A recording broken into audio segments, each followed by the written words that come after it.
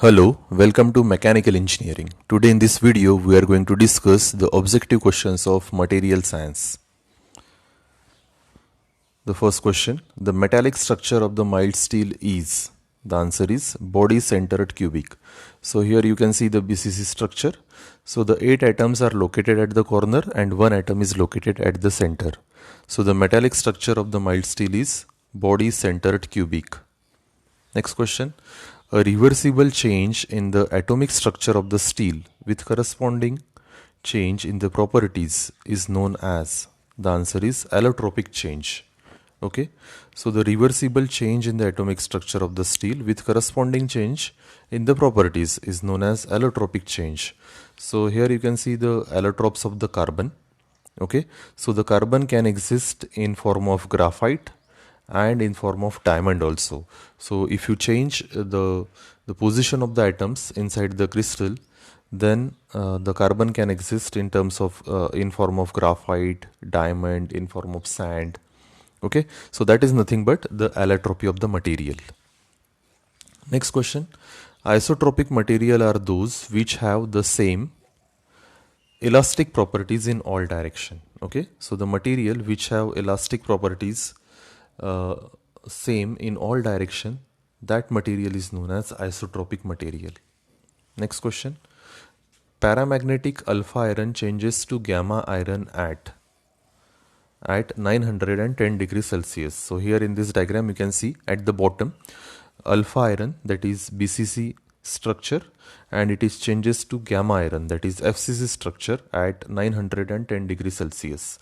So the paramagnetic alpha iron changes to gamma iron at 910 degrees Celsius. Next question. The elastic stress strain behavior of the rubber is? The answer is non-linear. So here in this graph you can see the behavior of the material. So this is the graph in between compressive stress and compressive strain, and you can see the behavior of the rubber, it is non-linear. Next question. Ferromagnetic alpha iron exists in the temperature range of? The answer is below 723 degrees Celsius. So here in this diagram you can see the alpha iron exists below 723 degrees Celsius. Next question. Slow plastic deformation of the metal under a constant stress is known as? The answer is creep. Next question. Mild steel belongs to the following category. The answer is low carbon steel. So the mild steel belongs to the low carbon steel category because it is having very less percentage of carbon. Next question. The ability of a material to resist softening at a high temperature is known as? The answer is hot hardness. Okay, so the ability of a material to resist the softening at high temperature is known as hot hardness. So a property used to characterize the strength and hardness at elevated temperature is known as hot hardness. It is the ability of a material to retain its hardness at elevated temperature.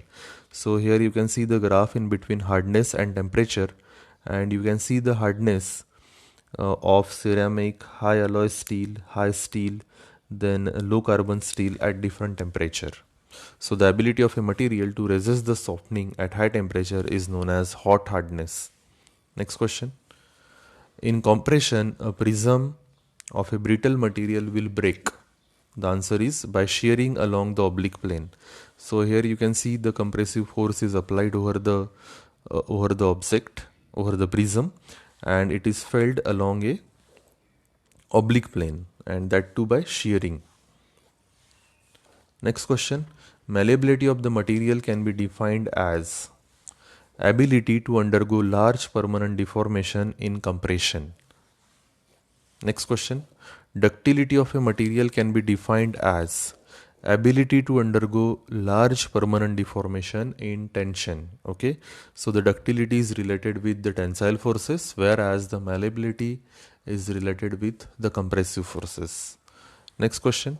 The percentage of carbon in a pig iron varies from? The answer is 4 to 4.5%. Okay, so here you can see the photograph of pig iron, and the pig iron contains the percentage of carbon from 4 to 4.5%.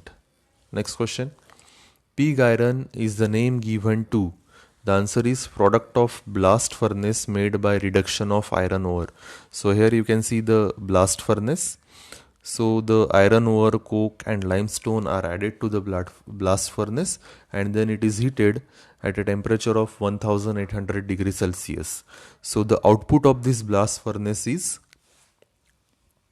pig iron. Okay, so at the bottom you can take out the molten iron, and that is known as pig iron. Next question.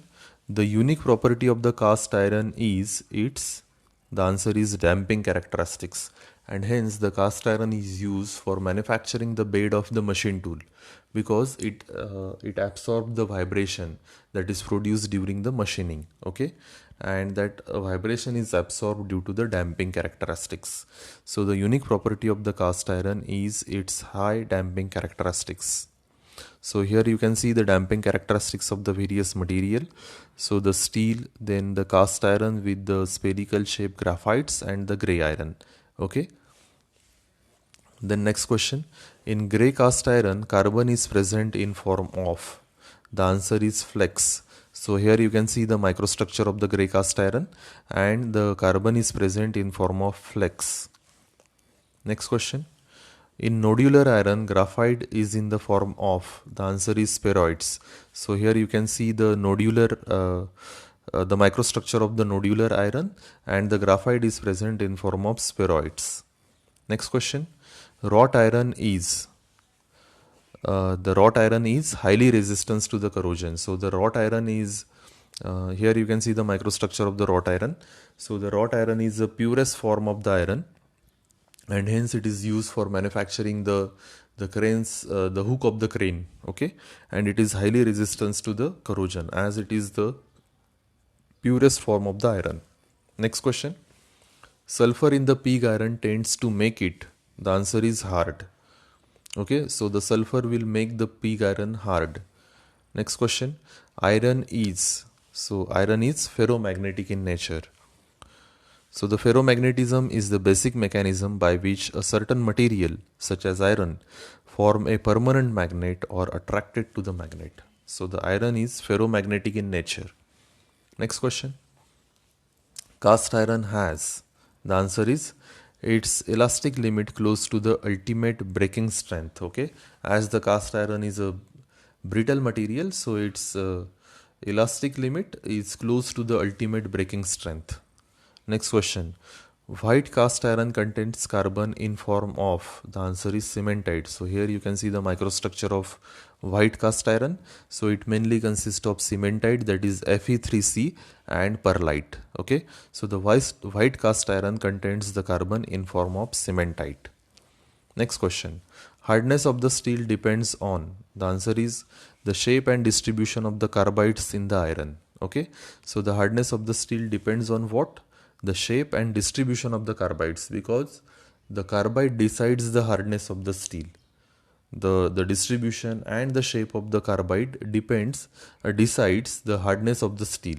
Okay, and the hardness is a measure of the resistance to the localized plastic deformation induced by either mechanical indentation or abrasion. Okay, so it is nothing but resistance to the abrasion, that is known as hardness.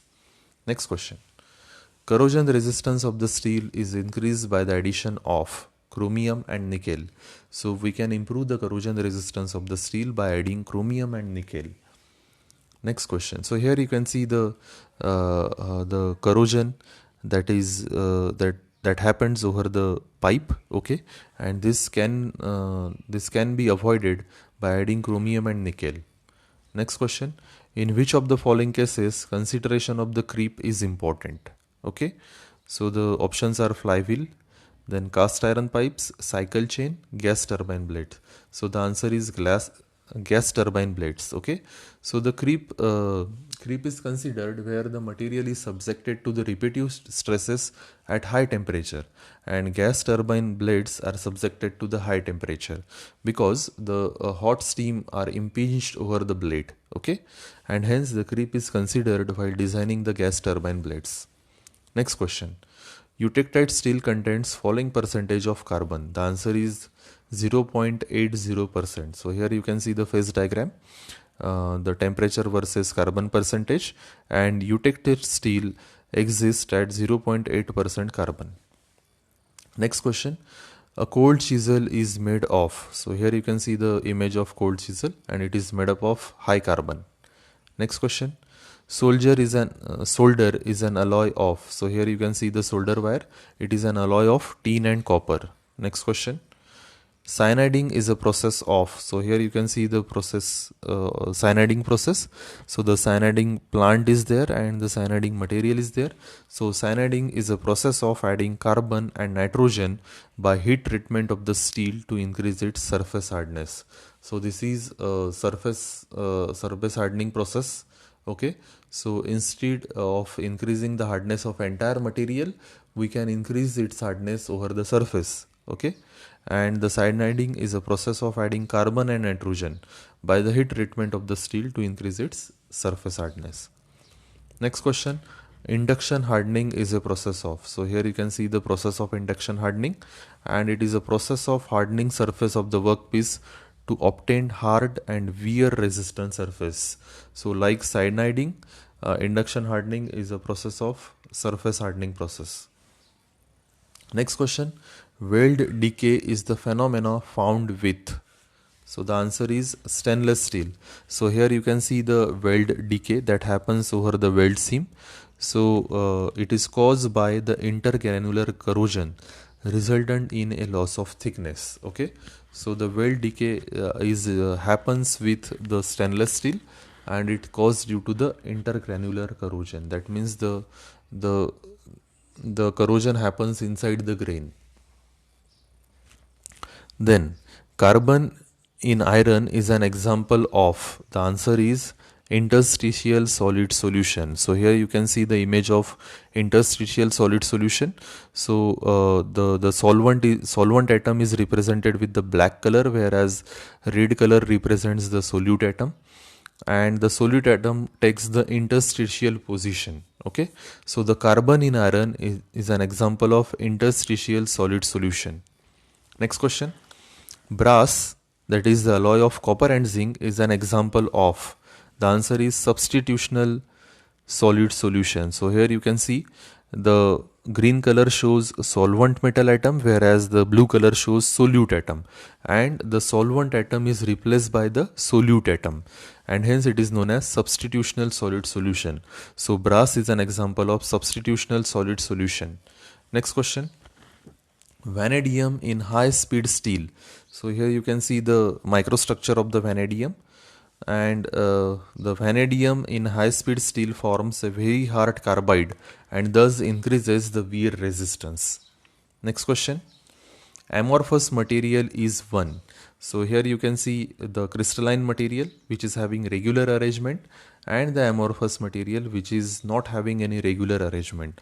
So the amorphous material is one in which there is no definite atomic structure and atom exists in a random pattern, just as in a liquid. Okay, so the amorphous material is one in which there is no definite atomic arrangement.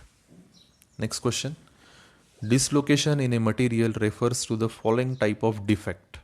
Okay, so here in the first image you can see the regular arrangement of the atom, and after application of the forces or after application of the stresses, in the last image you can see the atoms are dislocated along the line. Okay, so the dislocation in a material refers to the following type of defect. The answer is line defect. So this is an example of line defect. Next question. An example of amorphous material is zinc, lead, silver, glass. So the answer is glass. So the glass having amorphous structure. Next question. Chromium in a steel improves the wear resistance, cutting ability, and the toughness. So the chromium improves the wear resistance, cutting ability, and the toughness in a steel. Next question. Cupola produces following material. So cupola is a furnace. Here you can see the photograph of the cupola, and it produces cast iron. Okay, so the blast iron produces pig iron, whereas the cupola produces cast iron. Next question. Preheating is essential in welding Answer is cast iron. So here you can see the process of preheating. So before welding, it is preheated to a certain temperature, okay, and it is essential in cast iron. Next question. Bronze contains. So here you can see the pot made up of bronze and the microstructure of the bronze. So it contains 90% copper and 10% tin. Next question. Free cutting steels. So here you can see some applications of the free cutting. So the free cutting steels are used where ease in machining is the criteria. Next question. Foundry crucible is made up of. So here you can see the crucible and it is made up of graphite. So the molten metal is poured with the help of crucible. Hence it is made up of graphite. Next question. Age hardening is related with. The answer is duralumin. Okay, so the age hardening is also known as precipitation hardening. It is a type of heat treatment that is used to impart strength to the metal and their alloys. It is called precipitation hardening as it makes use of solid impurities or precipitates for strengthening process. Next question. Perlite is a combination of. So here you can see the microstructure of the perlite. It is a combination of ferrite and cementite. Next question. Austenite is a combination of. So here you can see the microstructure of austenite, ferrite and perlite. So the austenite is a combination of cementite and gamma iron. Next question. Hardenability of the steel.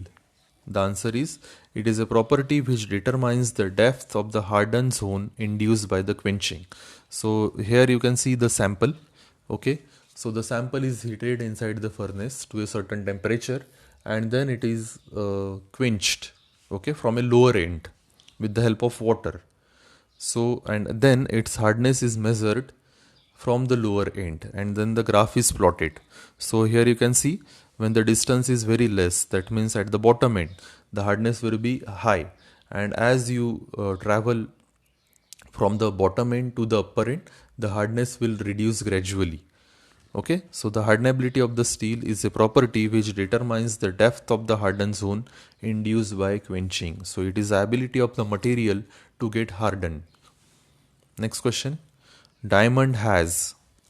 The answer is lowest thermal expansion and hence it is used as a cutting material because it is having lowest thermal expansion, because during cutting there will be a friction and that friction will creates the heat and it increases the temperature, and hence the diamond is used as a cutting material because it is having lowest thermal expansion. That means at high temperature it will not subjected to the expansion. Next question. Rockwell reading is a measure of the penetration caused by. The answer is major load only. So here you can see the Rockwell tester. So we have to apply a load with the help of identator over the material to measure its hardness. Next question. Brinell tester uses a hardness steel ball of size. The answer is 10 mm. So here you can see the Brinell tester. Okay. Next question.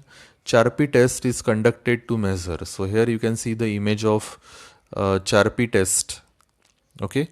So the Charpy test is conducted to measure the brittleness of the material, or we can measure the toughness of the material.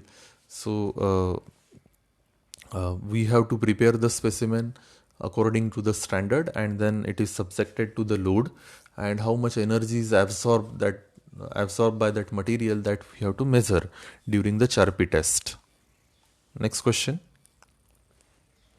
Crystal structure of the metal is studied by. The answer is X-ray technique. So here you can see the different crystal structure like the body centered cubic, then the face centered cubic, then hexagonal. Okay, so the different material like the iron, vanadium, chromium will have body centered cubic, whereas aluminium, nickel, copper, gold will have face centered cubic, whereas titanium, zirconium, magnesium, cadmium will have hexagonal structure. Okay, and this structure can be studied with the help of X-ray technique. Next question. normalizing operation is carried out in? The answer is air. Okay, so in normalizing process the material is heated and then it is taken out from the furnace and it is allowed to cool in an atmosphere, and that process is known as normalizing. Next question, which of the following is better suited for light duty bearing? Okay, so here you can see the bearing, and the phosphor bronze is suited for light duty bearing. Next question, in nitriding steel components, the following atmosphere is generally used in the furnace.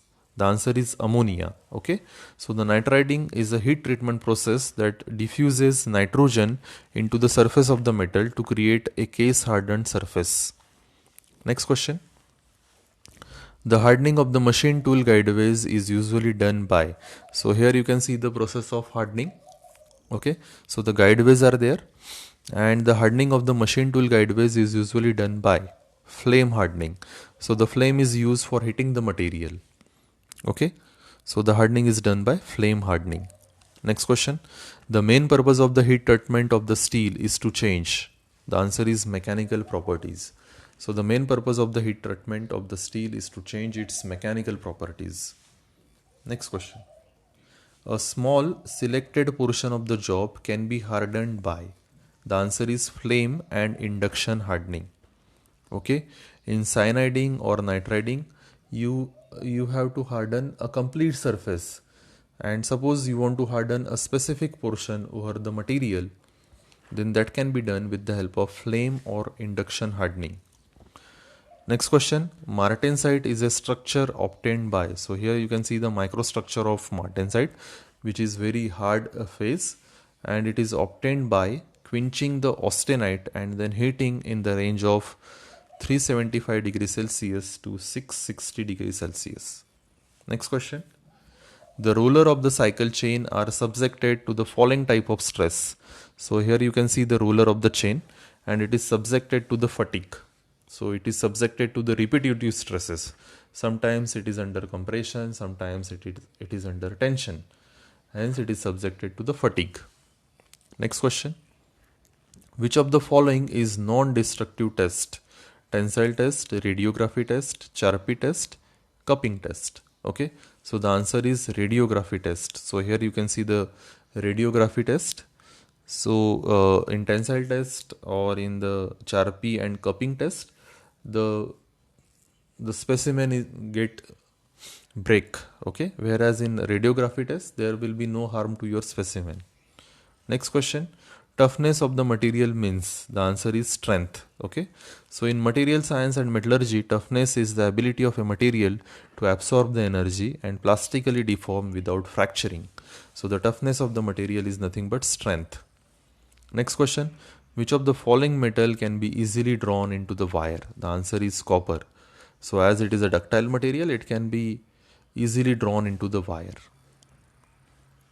Next question, Brinell tester uses a hardness steel ball of size. The answer is 10 mm. Okay, so these are nothing but different objective questions which are commonly asked in different competitive examinations. So thank you so much for watching my video. Thank you.